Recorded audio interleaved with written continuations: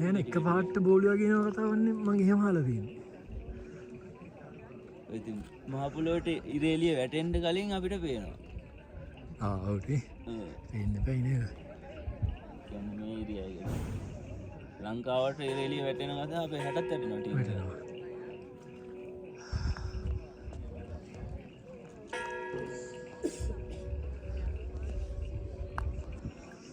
අන්තිම හරි ස්පේස් නැහැ කියලාවත් එන්න ඕන.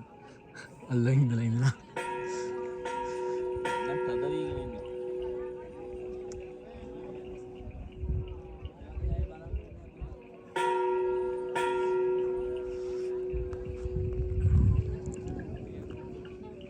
අන්නවසන් එනවා මම හිතේ ගන්න.